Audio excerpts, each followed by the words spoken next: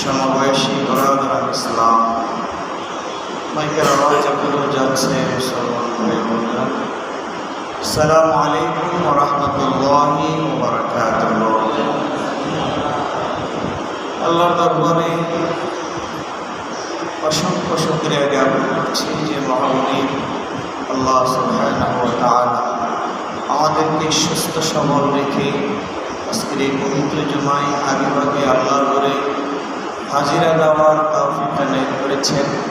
সে মহামণি আল্লাহ সুবহানাহু ওয়া তাআলার দরবারে কালিমাত শুকর আদায় করছি। সকলেই পড়ি আলহামদুলিল্লাহ। প্রিয় হাজিরিন,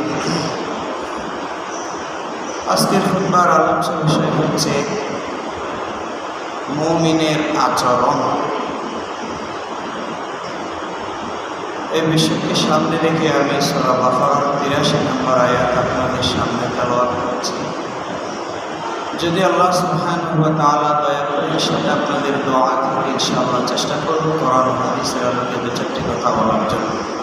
قال رب اشرح لي صدري ويسر لي امري واحلل عقدة من لساني يفقهوا قولي। প্রিয় হাজিরিন, আচরণ এটা দুই ধরনের। এক নাম্বার আচরণ হচ্ছে ভালো আচরণ, দুই নাম্বার আচরণ হচ্ছে মন্দ আচরণ। এই দুইটা আচরণকে নিয়েই আজকের আলোচ্য বিষয়। মানুষ আচরণ দিয়ে মানুষের হৃদয় জয় করতে পারে, ব্যবহার দিয়ে মানুষ মানুষের অন্তর জয় করতে পারে, ব্যবহার দিয়ে আচরণ দিয়ে মানুষ অসাধ্যকে সাধন করতে পারে, ব্যবহার দিয়ে একজনের জুতা আরেকজনকে দিয়ে বহন করাইতে পারে, ব্যবহার দিয়ে ভ্রাতৃত্ববোধ মজবুত করতে পারে। এই যে ব্যবহার দিয়ে আপনি ভ্রাতৃত্ববোধ মজবুত করবেন, মানুষের সাথে সুসম্পর্ক তৈরি করবেন, যে আচরণ দিয়ে আপনি একজনের জুতা আরেকজন বহন করবেন, একজনের সাথে আরেকজন সহানুভূতিশীল হবে, এই আচরণের অর্ডার কিন্তু আল্লাহ সুবহানাহু ওয়া তাআলা করেছেন। মন্দ আচরণের কথা পরে বলব। প্রথম ঈমানদারের জন্য মুমিনের ভালো আচরণের অর্ডার যে আল্লাহ করেছেন সেই বিষয়ে আলোকপাত করবেন। আল্লাহ রাব্বুল আলামিন শুধু উম্মতে মুহাম্মদী নয়, যুগে যুগে প্রত্যেক পয়গম্বরদের ক্ষেত্রে এই নির্দেশটা প্রদান করেছেন। বিশেষ করে বনি ইসরায়েলের মাধ্যমে নবী মুহাম্মদ রাসূলুল্লাহ সাল্লাল্লাহু আলাইহি সাল্লাম কারণ এই জন্য আল্লাহ রাব্বুল আলামিন বলেন, ওয়াইযা আখাযনা মিসাক বনি ইসরাঈলা লা তা'বুদুনা ইল্লাল্লাহ।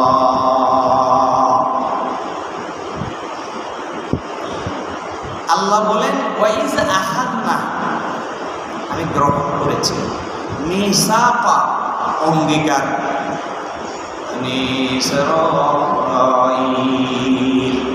বনি ইসরাইল থেকে কি অঙ্গীকার নিয়েছি? নাম্বার ১,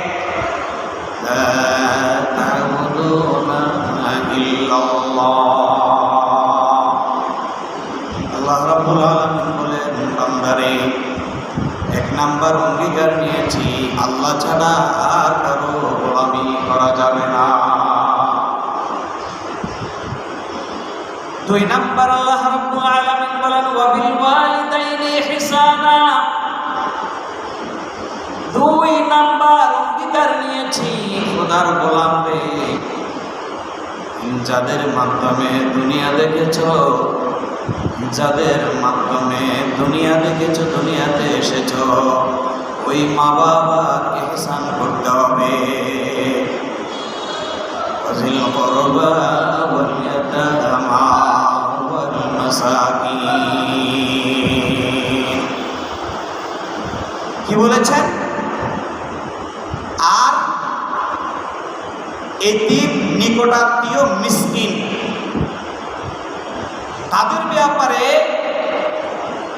তোমাদের সহনশীল হতে হবে, তাদের ব্যাপারে তোমাদের ইহসান। 4 নাম্বার قولوا للناس حسنا وأقيموا الصلاة وآتوا الزكاة ثم توليتم إلا قليلا منكم وأنتم معرضون। আল্লাহ ডাক দিয়ে বলেন, গোলাম অঙ্গীকার করো, তোমাদের কাছ থেকে আমি অঙ্গীকার নিয়েছি। ওয়াকুলু লিন্নাসি হুসনা,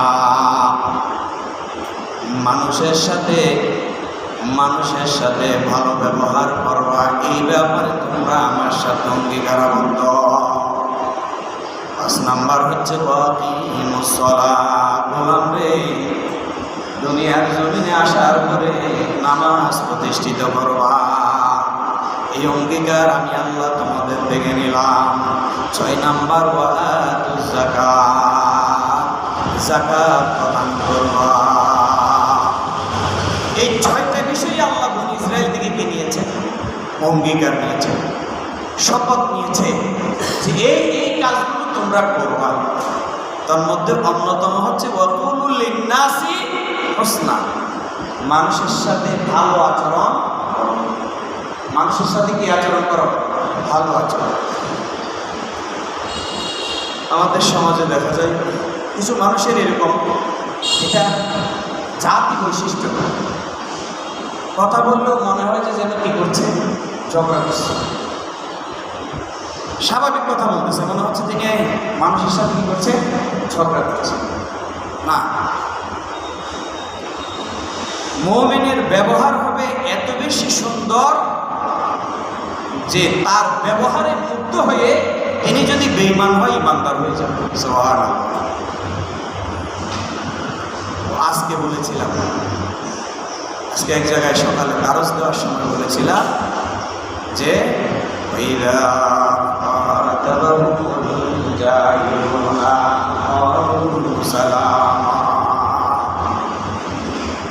মুমিন ভালো ব্যবহার করবে। কেউ যদি তার সাথে মন্দ আচরণ করে, কোনো জাহেল, আমাদের সমাজে 2 ধরনের অজ্ঞ ব্যক্তি আছে। এক ধরনের অজ্ঞ ব্যক্তি হচ্ছে বহলম, তারা পড়ালেখা করে নাই। আবার কিছু মূর্খ শিক্ষিত আছে, কিছু মূর্খ শিক্ষিত আছে। তো আল্লাহ বলেন যে যখন অক্ষর জ্ঞানহীন মূর্খ আর অক্ষর জ্ঞানওয়ালা মূর্খ, এই 2 শ্রেণীর মূর্খের সাথে যদি তোমরা ব্যবহার করতে গিয়ে তারা যদি তোমাদের সাথে তর্কে লিপ্ত হয়ে যায়, তাহলে সালাম, তার একটা সালাম দিয়ে দাও, তার একটা কি দিয়ে দাও, সালাম।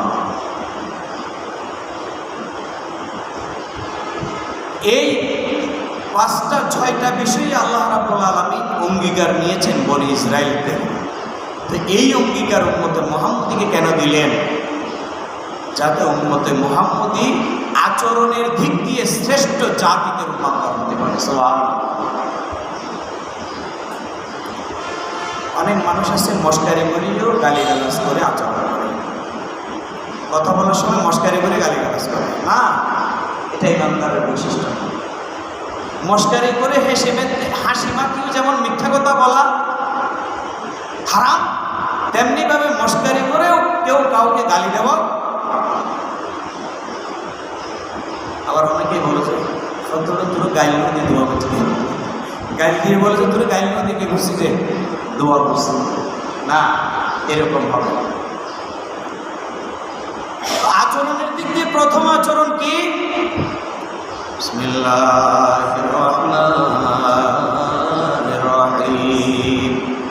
ইযা কুইতুম বিতাহিয়াতিন ফাহাইয়ু বিআহসানা মিনহা আও রুদ্দুহা ইন্নাল্লাহা কানা আলা কুল্লি শাইইন হাসিবা। আল্লাহ রাব্বুল আলামিন বলেন প্রথম আচরণ ইমানদারের সাথে ইমানদারের প্রথম আচরণ হবে ইযা কুইতুম বিতাহিয়া,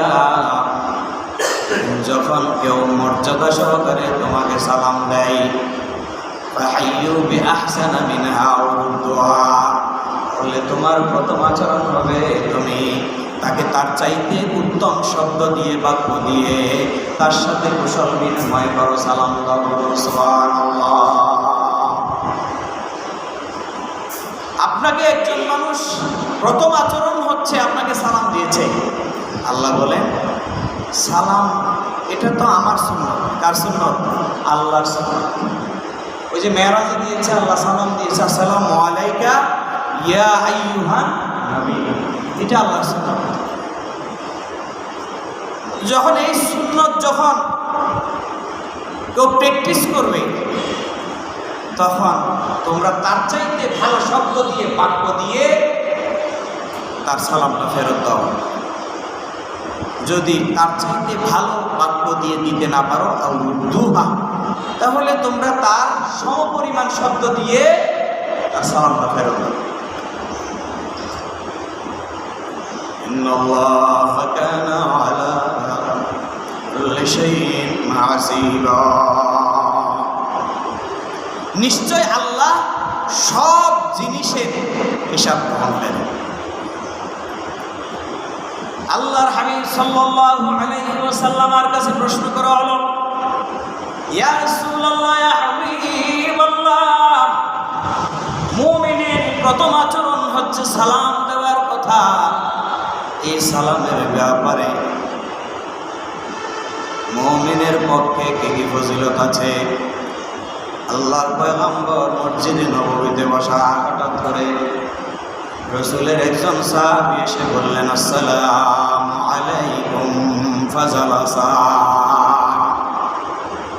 রাসূলের একজন সাহাবী এসে সালাম দিলেন, বসে গেলেন। আল্লাহর পয়গম্বর বললেন, আশারাফ। আরেকজন এসে বললেন, আসসালামু আলাইকুম ওয়া রাহমাতুল্লাহ, ফাজালাসা। এ কথা বলার পরে ওই রাসূলের সাহাবী তিনিও বসে গেলেন। আল্লাহর পয়গম্বর বললেন, শুনুন। আরেকজন এসে সালাম দিয়ে বললেন, আসসালামু আলাইকুম ওয়া রাহমাতুল্লাহি ওয়া বারাকাতুহু, ফাজালাসা, তিনিও বসে গেলেন। আল্লাহর নবী বললেন, সালাম।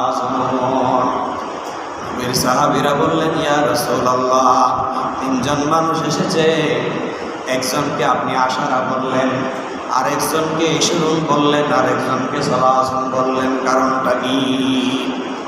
আল্লাহর পয়গম্বর বললেন, আল্লাহ রাব্বুল আলামিন আমার উম্মতের জন্য প্রথম আচরণ, প্রথম বিহেভিয়ার হচ্ছে পরস্পর দেখা সাক্ষাৎ হলে সালাম দেবে।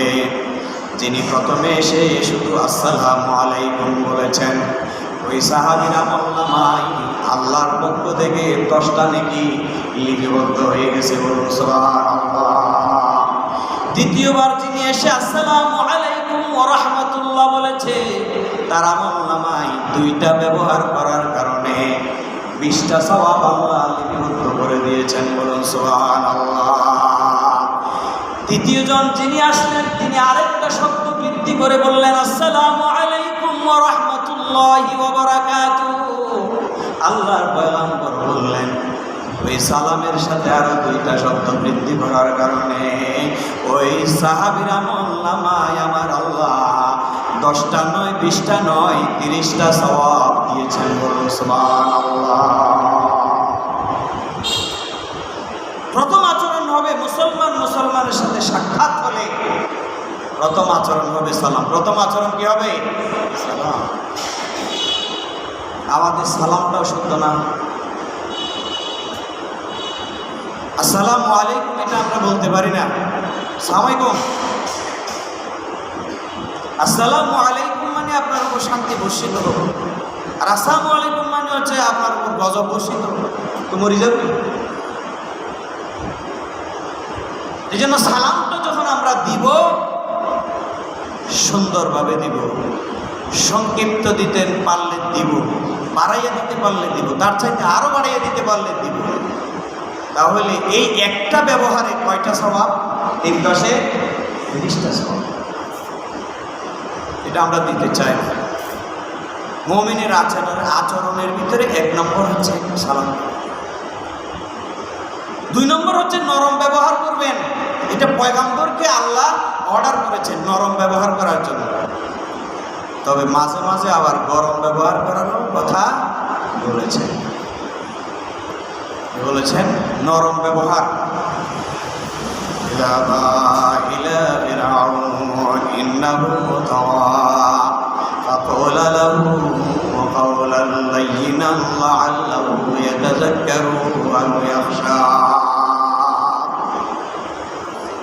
আল্লাহ রাব্বুল আলামিন মূসা পয়গম্বর আর তার ভাই হারুন দুইজনকে বললেন, বসে থাকার সুযোগ নাই, জমিনে তোমাদেরকে যখন নবুয়ত দিয়েছি বসে থাকা যাবে না। দিনের বেলায় মুজাহিদ, রাতের বেলায় আবেদ। দিনের বেলা মুজাহিদ, রাতের বেলা আবেদ। পয়গম্বর বসে থাকার সুযোগ নাই। ইযাবা ইলা ফিরাউন, দুনো ভাই মিলে ফেরাউনের কাছে যাও। এই জন্য যাইবে ইন্নাহু তাগা, কারণ এই ফেরাউন খোদার দ্রোহী। এ হচ্ছে সারা পৃথিবীর নাম্বার 1 মোস্ট ওয়ান্টেড টেরোরিজম। এ হচ্ছে সবচাইতে বড় সন্ত্রাস। সন্ত্রাসের লিডার হচ্ছে এ ফেরাউন। তোর কাছে যাও, কি করবা?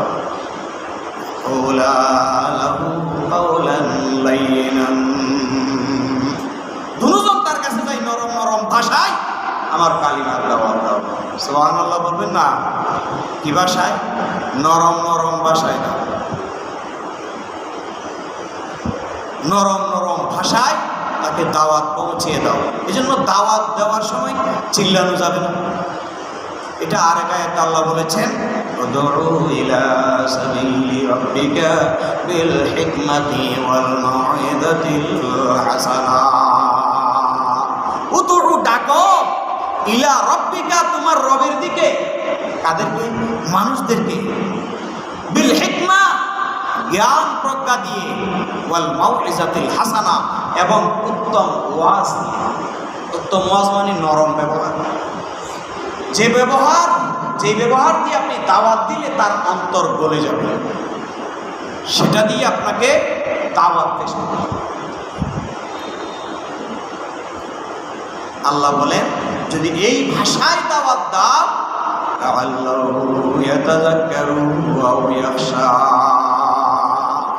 হয়তো সে উপদেশ গ্রহণ করবে, নয়তোবা সে ভীত হবে। নয়তোবা সে কি হবে?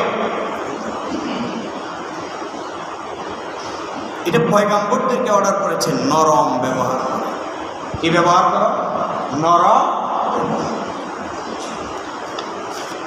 তারপর এটা তো মূসা পয়গম্বরকে বলেছে। আখিরি পয়গম্বর নবী মুহাম্মদ রাসূলুল্লাহ সাল্লাল্লাহু আলাইহি ওয়াসাল্লামকেও আল্লাহ নরম ব্যবহার করার অর্ডার করেছেন। কিছু মানুষ আছে না, সুদ করে গরম হয়ে যাবে, হঠাৎ দুই এখন কখনো দেরিতে মা করে গরম হয়ে যাবে না।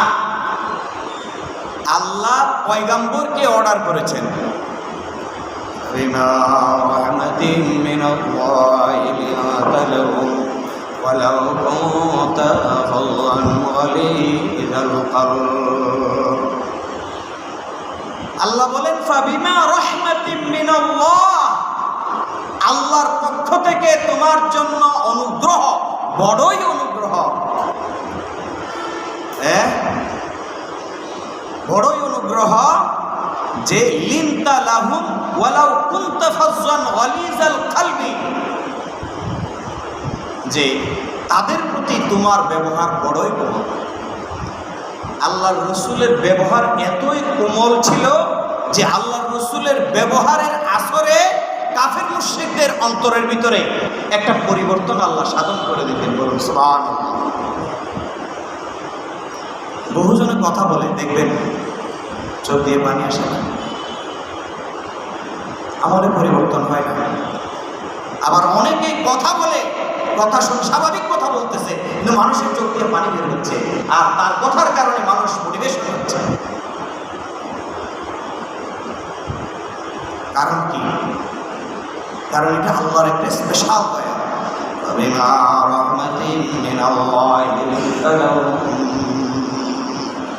তো তাদের জন্য যে আপনার হৃদয়টা কোমল, এটা আল্লাহর পক্ষ থেকে বড় রহমত, বড় দয়া। غليظ القلب لانفضوا من حولك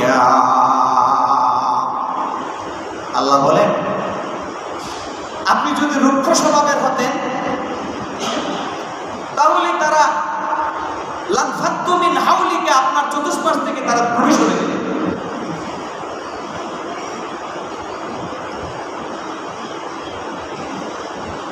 ফাআফু আনহুম ইয়া রাসূলুল্লাহ ইয়া হাবিবাল্লাহ আল্লাহর দয়ায় কাফের মুশরিক সহ সকলের মানুষের জন্য যখন আপনার অন্তরটা কোমল রয়েছে আর আপনার কাছ থেকে যেহেতু মানুষ দূরে সরে যায় নাই সুতরাং আপনার দায়িত্ব হচ্ছে আপনি তাদের জন্য ক্ষমা চান, মাফ চান, আল্লাহ যেন তাদেরকে মাফ করে দেন। আর আল্লাহ নবী যার জন্য মাফ চাইবেন, হ্যাঁ আল্লাহর নবী যাদের জন্য মাফ চাইবেন অথবা যাকে ক্ষমা করে দিবেন তার ক্ষমার ব্যাপারে আর কোনো সন্দেহ আছে? কোনো সন্দেহ নেই।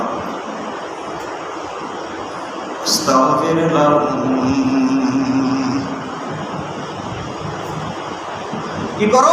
ফাআফু আনহুম তাদেরকে ক্ষমা করে দাও, ওয়াস্তাগফির লাহুম তাদের জন্য ক্ষমা প্রার্থনা করো, ওয়াশাবিরহুম ফিল আমরি। আল্লাহ বলেন যে আপনার যতগুলো পরিকল্পনা আছে সমস্ত পরিকল্পনার সাথে তাদের পরামর্শ গ্রহণ করুন। সুবহানাল্লাহ বলবেন না? পরামর্শ নিয়ে কাজ করলে ঝামেলা হয় কম, আর পরামর্শ ছাড়া কাজ করলে ঝামেলা হয় বেশি। এজন্য পরামর্শ করা এটা আল্লাহরও সুন্নত, রসুলেরও সুন্নত এবং অর্ডার করেছে।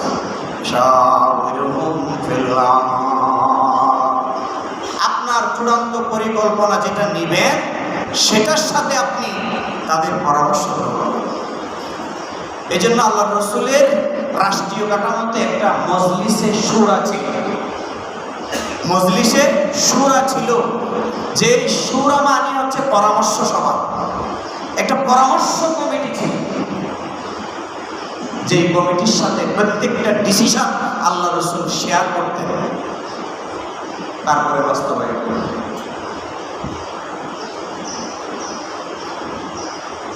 তারপর আল্লাহ বলেন ফাইদা আযামতা ফাতাওয়াক্কাল আলাল্লাহ।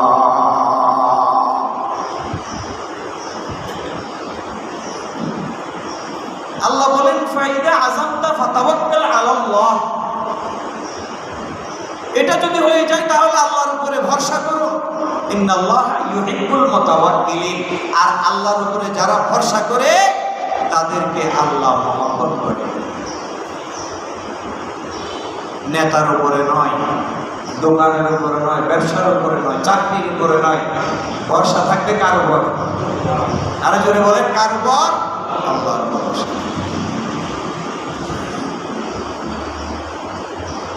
নেতার উপর কেমনে ভরসা করবেন? নেতা তো নিজের উপর নিজে ভরসা করতে পারবে।